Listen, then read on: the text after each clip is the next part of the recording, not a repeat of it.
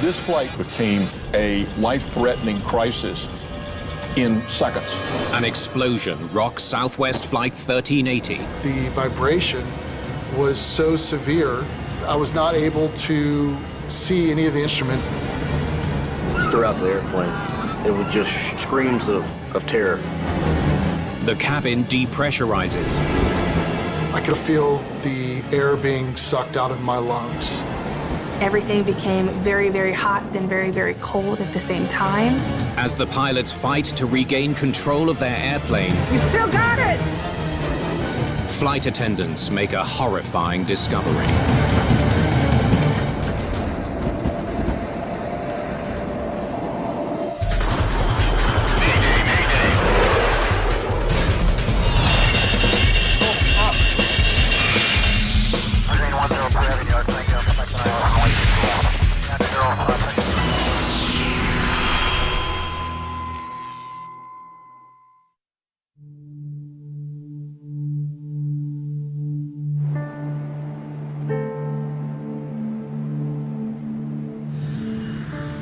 Southwest Airlines Flight 1380 is boarding for a trip to Dallas, Texas.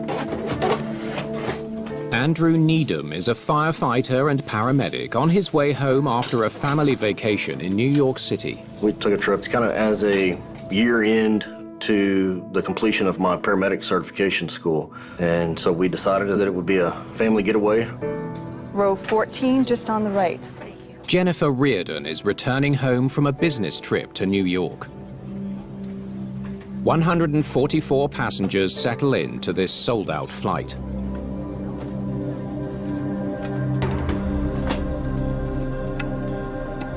In the cockpit, the flight crew prepares the Boeing 737 for departure. Let's start the pre-flight procedures. I'm on it. Captain Tammy Jo Schultz has been flying 737s for 24 years. Homeward bound. She's no ordinary flight commander. Tammy Jo Schultz. She is a former naval aviator, flew during the Gulf War, Operation Desert Storm, and also flew aerial firefighting aircraft before joining Southwest. First Officer Darren Ellisor has been with Southwest for 10 years. He's a former Air Force major. I love to fly. We get to see the most amazing sights and be in a different place every time you go fly. Your leg? This one's mine. It's the second day of a 4-day pairing for the crew. First Officer Ellisor will be the pilot flying this leg. I was starting my day in the cockpit, ready to go fly. It was a beautiful day in LaGuardia, actually. The weather was fantastic. The crew flew in earlier today from Nashville. The 4-hour trip to Dallas will be their second and final flight of the day. Flight attendant Rachel Fernheimer started with Southwest Airlines just 2 years ago. I love my job. I would have to say it's the people. My favorite thing is to just be there for them and talk them through what they need me to, or even just to have a laugh with them or cry with them. Rachel is working with her colleague Shanique Mallory.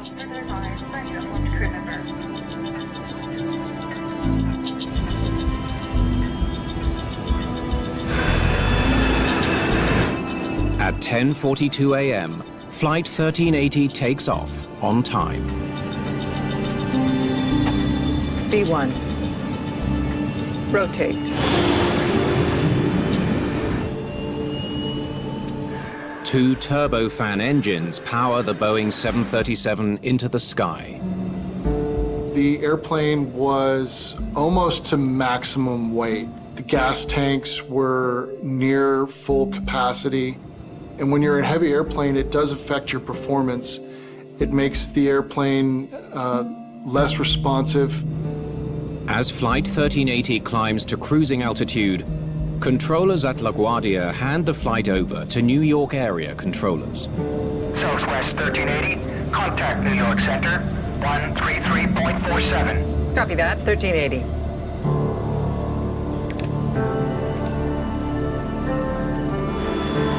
20 minutes after takeoff, Thank you.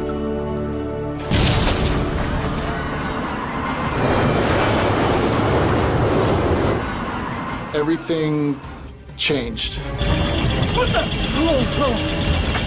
We had a very large bang. We had multiple warnings going off in the cockpit and a very severe vibration throughout the entire plane. This flight went from being an absolutely routine flight into Dallas into a life-threatening crisis in seconds. the plane depressurizes. I could feel the air being sucked out of my lungs. Immediately, it was very disorienting. It was something that I've never had in my entire flying career. First Officer Ellisor struggles to control the aircraft as it banks steeply to the left. I immediately grabbed the yoke to stop the roll. You still got it! I was not able to see any of the engine instruments because the vibration was so severe. It was just a blur of colors. And so I can't see anything. Still got it. Luckily, it was a clear day, a very clear horizon, and I was able to roll out of the bank and recover the airplane. Okay, wings are back to level. You're looking good. At 32,000 feet, the pilots need to determine what's wrong with their plane. There's a lot of vibration. The climb rate decreases. The engine RPM was rolling back. They very quickly knew that they had an engine problem. Emergency descent. First Officer Ellisor reduces engine power and begins a steep descent. I know that we have a pressurization problem. I know we have some sort of engine problem. I don't know what else is going on, but I know we need to start on our way down. Southwest 1380 has an engine fire and is descending.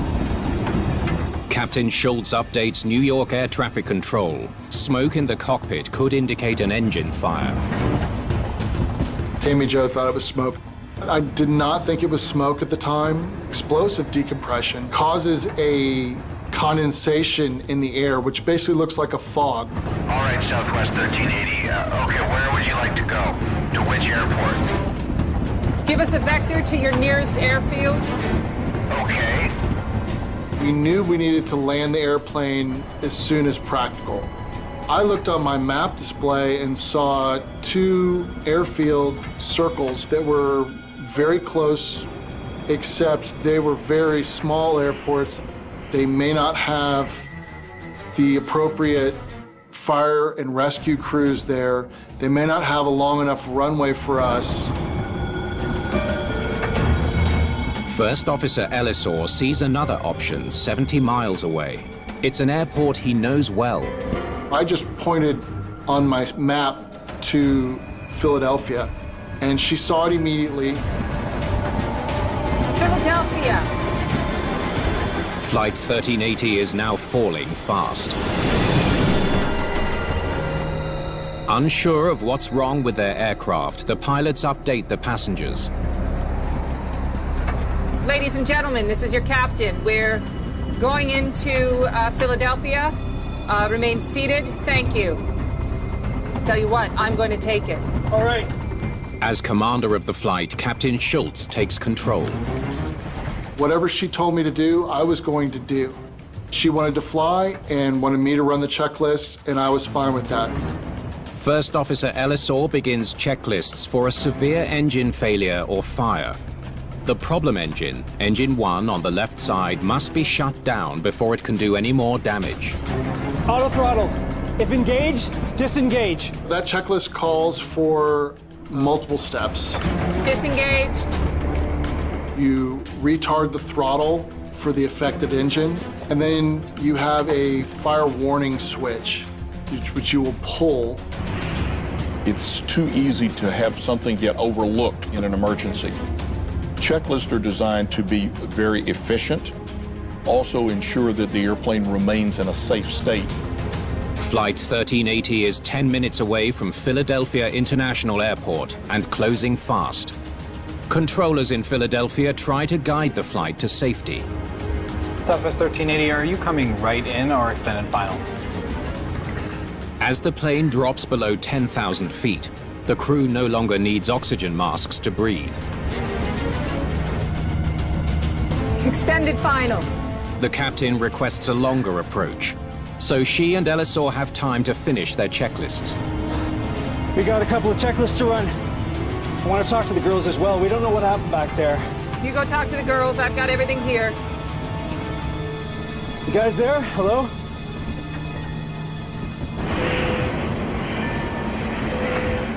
I rang the flight attendants and I didn't get any answer.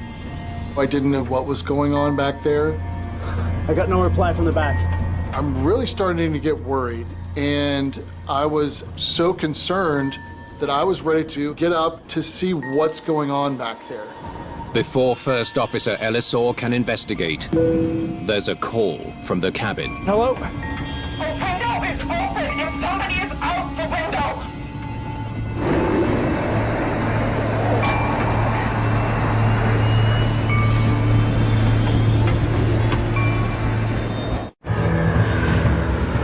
Flight 1380 is just 20 minutes into a 4-hour flight from New York to Dallas, Texas. Suddenly, crisis strikes.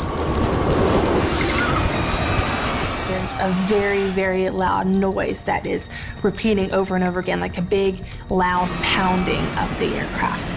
I didn't know what was happening. It's metal on metal, shearing, grinding, a noise that I hope I never have to hear again. I didn't know if it was going to be heavy turbulence, if it was something wrong with the plane, and I knew that something was not right. The cabin is rapidly decompressing as the pressurized air inside the cabin rushes to escape to the low-pressure atmosphere outside. What happens is the air in your lungs gets pulled out as well, so you exhale a lot, and it's very surprising to you. Passengers and crew need oxygen masks to help them breathe. One passenger uses his phone to film the chaos in the cabin. It was just screams of terror throughout the cabin of the airplane. The noise was just immense. The shaking was violent. What's happening? Jump seats. I see Shanique. I didn't have time to really take a moment to look around before I was telling her to quickly take the jump seat. My eyes got very heavy. Everything became very, very hot, then very, very cold at the same time. As the warm air that the airplane was making is evacuated, and the fact that it's now 50 below zero outside, it gets very cold very, very quickly. I could just feel a lack of oxygen surrounding me. You just have to make sure that you are getting oxygen. I was able to take my first good breath of oxygen before going out into the cabin without even thinking. The cabin crew checks on the passengers row by row. It's so noisy that it's nearly impossible to communicate. I looked every single one of them in the eye and I just said, "You're going to be okay. We are going to make it. I'm here." And at that point, we didn't even know if that was true. At row 14, the flight attendant is stopped cold. We had a passenger that was partially out of the aircraft. Her seatbelt was the only thing that was holding her into the plane at that point because everything from the waist up was outside of the plane. We're gonna be okay. When an aircraft depressurizes, all of that air is going to come out this now hole that was a window in the side of the airplane, and it's an immense amount of force. We're gonna be okay. Passenger Jennifer Reardon has been pulled partway out of the plane. I was trying to pull Jennifer back into the plane. I remember saying out loud, "It's okay. We have you. You're gonna be okay." I just wanted her to somehow know that we were with her. It's okay. It's okay. You're gonna be okay. Help me! Passenger Andrew Needham, a firefighter and paramedic, acts instinctively. The thought process that was going through my head was that there was a passenger in need, and I was there to provide assistance. Andrew Needham joins fellow passenger Tim McGinty in the struggle to pull Jennifer Reardon in. My immediate reaction was to just reach in and grab for whatever I could, and I was able to grab onto Mrs. Reardon's pants. I was unable to get any leverage. As passengers struggle to save Jennifer Reardon, the pilots are unaware of what's happening in the cabin. You guys there? Hello? They were actually trying to call us, but we were unable to hear that they were trying to do so. I got no reply from the back. Finally, flight attendant Shanique Mallory tries to make contact with the pilots. Hello? A window is open and somebody is out the window. Everything pretty much just stopped.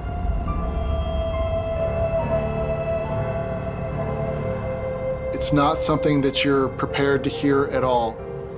Tammy Jo and I just looked at each other in basically shock and disbelief. Okay, we're coming down. The life of a passenger is in grave danger. You want the airplane on the ground, you want it stopped, and you want medical people on board to help. The pilots must get Flight 1380 on the ground as soon as possible. 6,000 feet over Pennsylvania, Southwest Flight 1380 has lost its left engine and suffered a rapid decompression. Is everyone else still in their seats strapped down? Everybody is still in their seats. But now, the pilots face another terrifying problem. We've tried to help get her in. I don't know what her situation is. The window is completely out. Passengers are still struggling to pull Jennifer Reardon inside the cabin. We were pulling with everything we had. We weren't getting anywhere. The big factor for the passenger was that they went into very high energy air. It's a 300+ mile an hour wind. They would be subjected to brutal forces. Slow it down to 210 knots right now. In the cockpit, First Officer Ellisor has thought of a way he can help with Reardon's rescue. I turned to Tammy Jo and I said we needed to slow down to 210 knots. And I knew that the speed of the aircraft was actually the thing that was preventing the people in the back from getting that passenger back in the plane. We got her! We got her! First Officer Ellisor's hunch pays off. The slower speed allows rescuers to pull the passenger back in. The pilots reduced speed, and it was only at that point where we were able to pull her back in. Jennifer Reardon's condition is dire. There was no signs of life. You know, I felt for a pulse and started chest compressions. It was never a sense of, is she still with us? It was a, she's with us, what can we continue to do to try to keep it this way? Let's get her turned in. The pilots are doing everything they can to save Reardon. Philadelphia Airport is still 30 miles away. We knew that we needed to get on the ground as fast as we could. Everything was time critical. I see a lady come help us, a nurse, and Andrew, who is a EMT and firefighter, was starting to do compressions. I knew that they were able to handle the situation. Can we have medical meet us at the runway? We have injured passengers. Injured passengers, okay. And is your plane physically on fire? No, it's not on fire. But parts that are missing. They say there's a hole and someone went out. Sorry, there was a hole and someone went out? Yes. Southwest 1380, it doesn't matter, we'll work it out there. The airport's just off to your right. Flight 1380 descends to 3,000 feet. All right, set flaps to 5. Still 20 miles away from the airport, the pilots prepare for landing. You fly at a higher speed with flaps 5. She had less drag and less lift being produced out of the flaps. As an ex-fighter pilot, Captain Schultz knows how speed will give her more control. The captain elected to use a reduced flap setting and a higher approach speed so that she was guaranteed in her mind a higher level of controllability. Flaps 5, are you sure? How about just 15? It's something we know. Tammy Jo initially asked for a flaps 5 landing. I question this because a flaps 15 landing is what we normally would do in a single engine situation. The captain is the final authority. She had been flying the airplane, so she knew how the airplane felt, and so she said, well, we're going to land with flaps 5. Give me a speed for flaps 5. 148. There's no guidance in the manuals for a flaps 5 single-engine landing. The pilots need to calculate the right airspeed for the maneuver. For 148, 60 plus 20, 180. The only thing I knew was a flaps 15 speed, and I added 20 knots. Probably that was too much, but a little bit of extra speed is better than being slow. At an altitude of just 1,000 feet and 3 miles from Philadelphia International Airport, the pilots prepare for an emergency landing. In the cabin, 2 passengers are still trying to revive Jennifer Reardon. I start seeing, trees and grass very, very quickly. I realized that we were landing soon and we were landing very fast. Keep going! The thought that crossed my mind was, why am I not bracing? But at the same time, I didn't want to give up. Andrew continued to do compressions. I just remember looking outside, turning around, and just screaming. Everybody, heads down, stay down. And I walked a few rows at a time and showed the passengers their brace positions.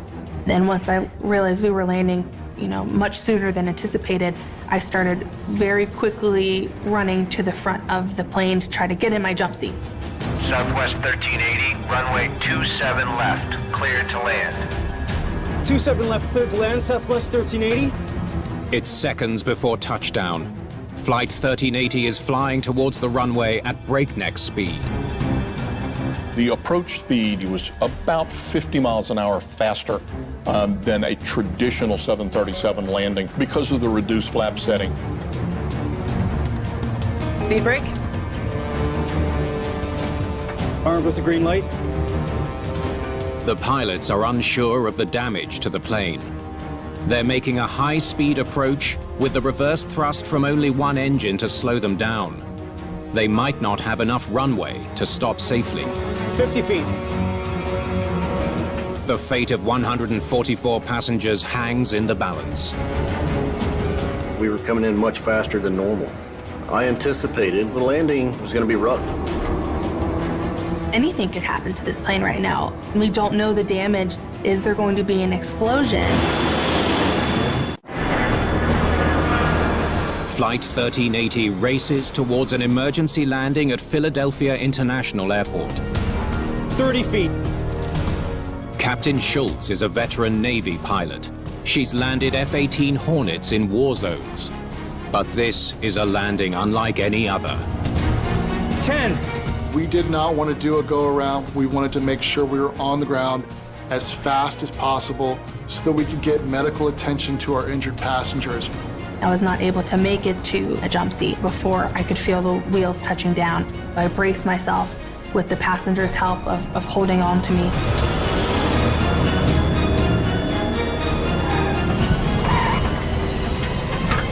Speed brakes up. The thrust reverser on their only engine deploys. If the reverser doesn't work, the plane could overshoot the runway. We just had to be prepared for absolutely anything. In my mind, I had to say, okay, these are my exits, these are my people. We touched down. It was a great landing. Thank you, Lord. Thank you. Thank you. Thank you, Lord.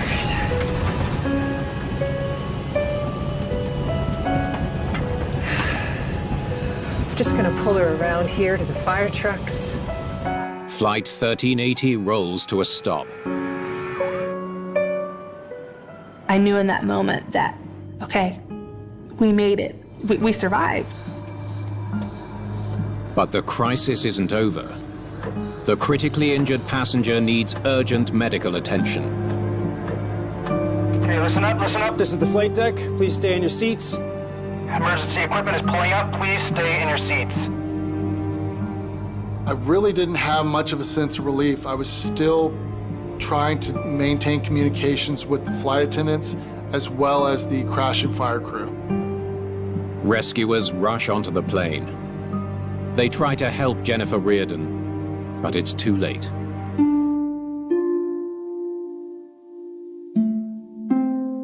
Jennifer Reardon is the first fatality on an American airliner in more than 9 years.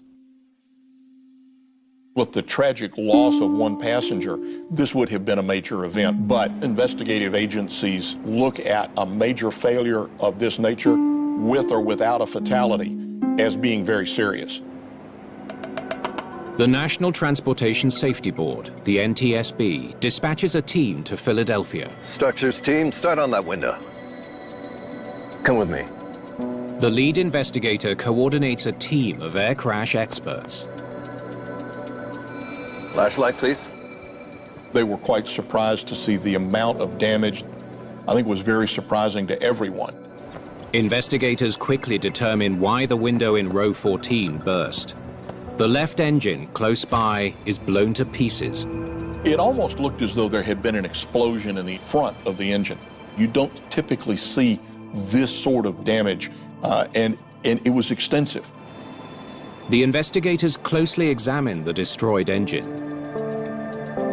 There's no sooting in the engine, so it's clear there was no in-flight fire.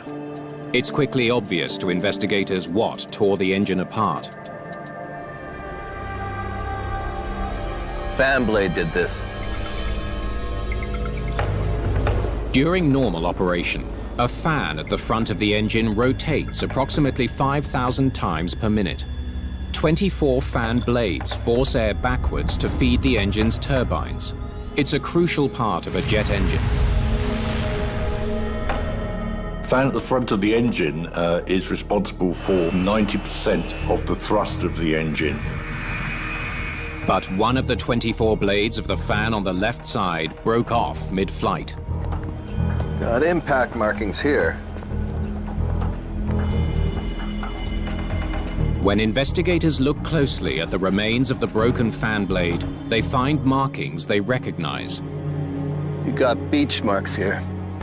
They're called beach marks because it's like the marks left by a tide on the beach. They're the most obvious things to see. The beach marks at the base of where the fan blade broke off can only mean one thing. This is most likely fatigue cracking. Fatigue cracking is insidious. It starts at a very small location, very small crack, and it continues to grow over time. And unless this crack is detected, it's going to lead to the failure of the part.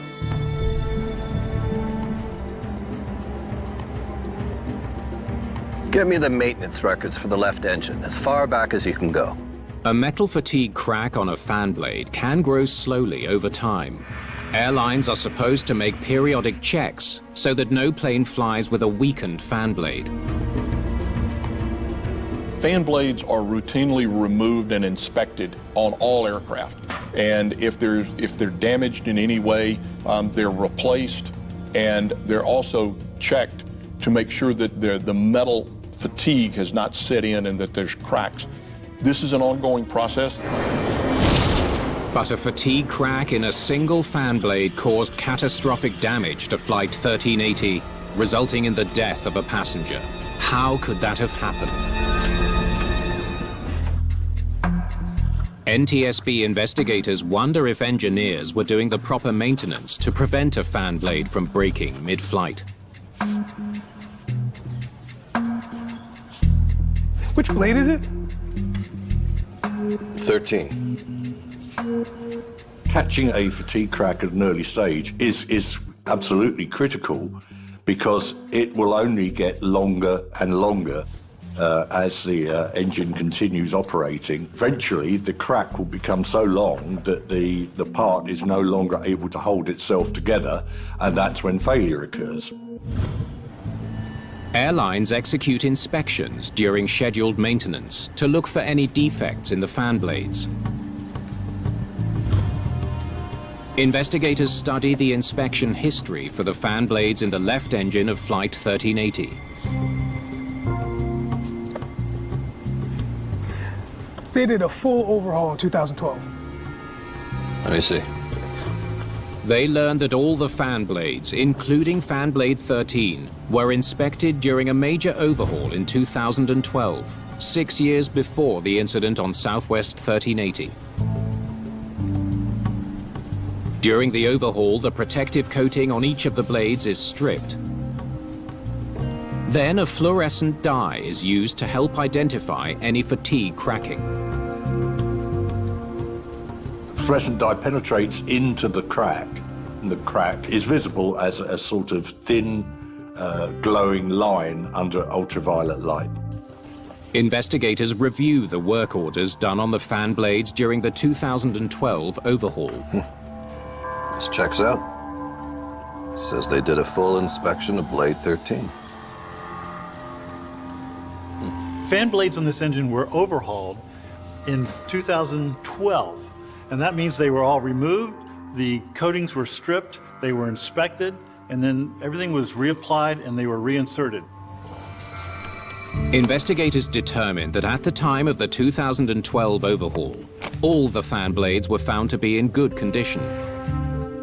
But how were the fan blades maintained by Southwest Airlines after the overhaul?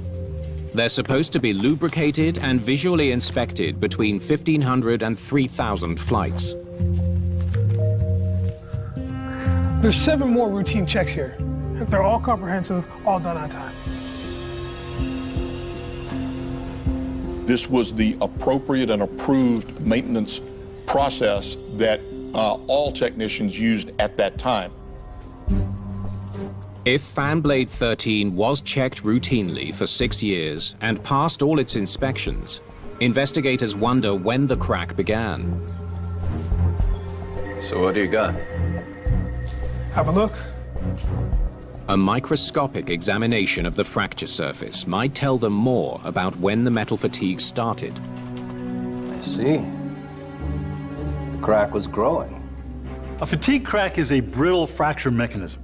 The part looks perfectly good in terms of it's not deformed, it's not bent, but there's a small defect growing.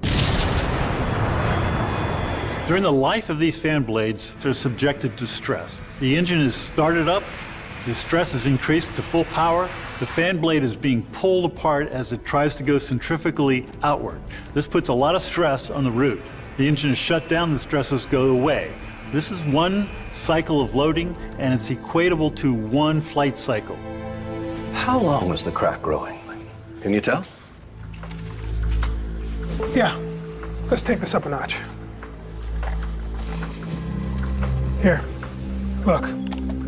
Using high magnifications, investigators can see tiny tracings called striations. There's thousands of them. The investigators determined that each striation corresponded with one flight cycle of the engine. Therefore, the number of striations matched the number of flights that had been done by the engine. Investigators tally the striations on the fractured blade. That means counting tens of thousands of microscopic marks on a tiny piece of metal. There's over 32,000 striations. What's that tell you?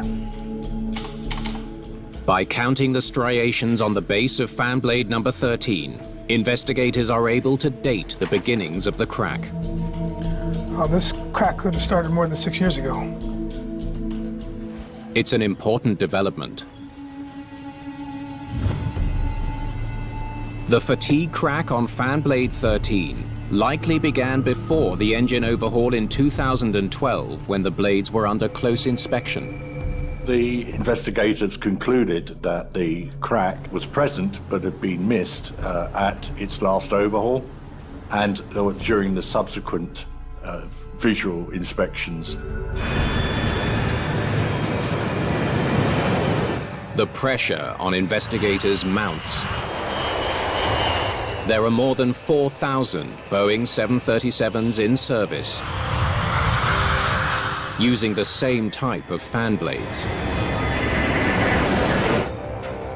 The same inspection regime that missed the growing crack is also used throughout the aviation industry.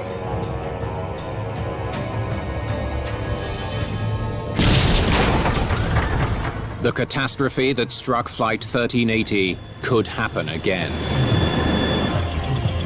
Once the fatigue crack has started or initiated, you could liken it to a ticking time bomb. Investigators need to know why engineers didn't find the crack on the fan blade that caused the tragedy on Southwest 1380.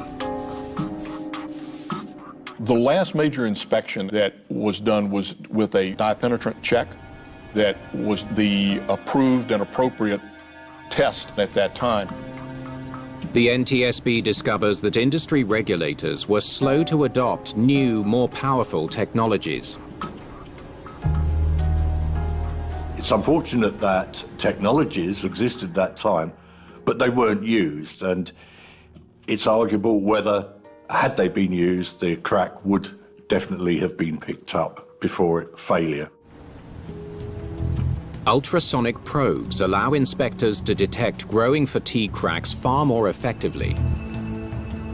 An ultrasonic inspection shoots a sound wave into the part, and this sound wave can reflect off of any kind of defect that might be there. So this can detect internal defects as well as surface defects.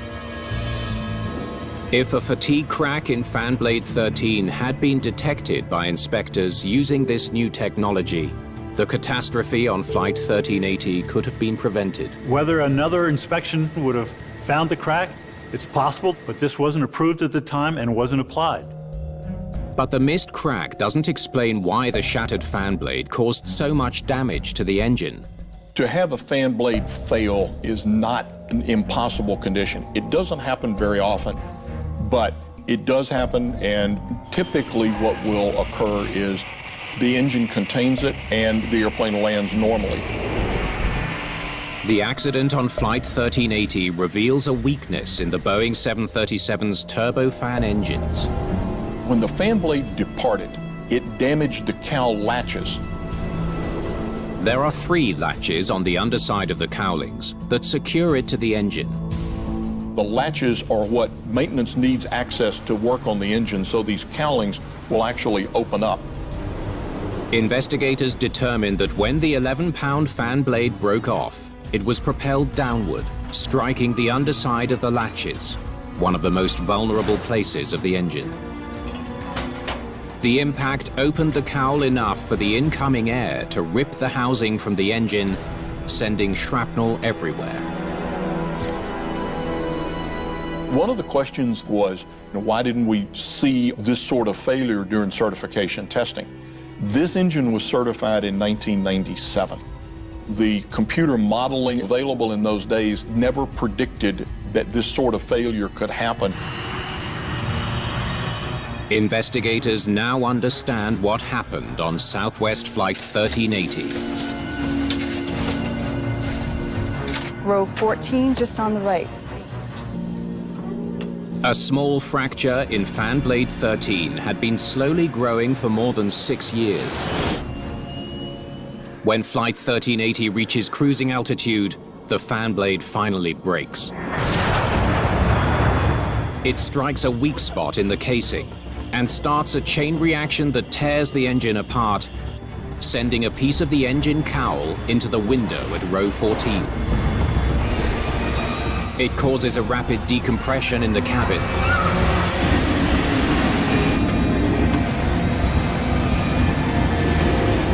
Jennifer Reardon, sitting in seat 14A, is sucked out the window.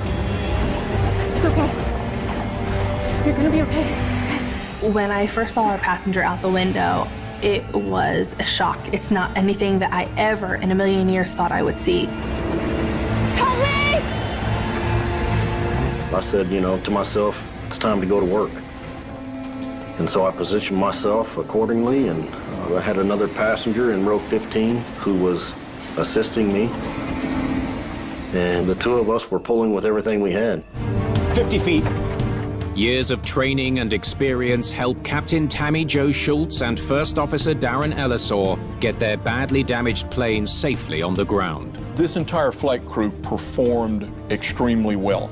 Everyone did their job and did it well. A lot of good aviation techniques, a lot of training came into play. I definitely had a lot of anxiety from the time that the engine exploded, and it really didn't even stop once we got the airplane on the runway. A high-pressure emergency landing saves the plane. But the accident takes Jennifer Reardon's life.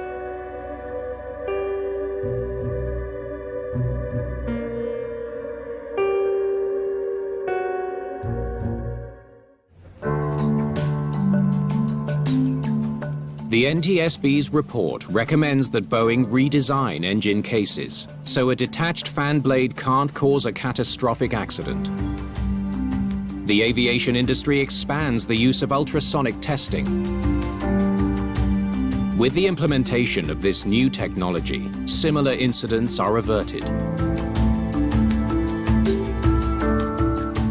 Technicians found 23 fan blades that exhibited some form of potential cracking, and they were removed from service. The skilled airmanship of Captain Tammy Jo Schultz and First Officer Darren Ellisor is recognized around the world. We're not heroes, no. Tammy, Joe, and I we were only doing our jobs, everything that we were trained to do. I do consider the passengers and the flight attendants heroes. They put their own lives on the line. That is being a hero right there. The actions of the flight attendants are also honored. That day in April, it was our very last day. We were going home, so it was go home day as we call it. In my mind, that day was going to go very differently. I did what I needed to do. That day was definitely not the day that we had expected. It's okay, you're gonna be okay. As humans, when things are at their worst, we are at our best. The flight attendants and the passengers, when it was really the darkest of times, they rose to the occasion. We did everything we could with what we had. There's people around us that are willing to help and want to help. We're all here for a reason. And for some of us, that is to serve. I was able to really learn about Jennifer and learn who she is as a person and learn how wonderful she is in the community and the foundation that she has in her name. The one thing that she wanted to do in this world was to spread kindness, and even though she's no longer with us, she's still doing that through other people.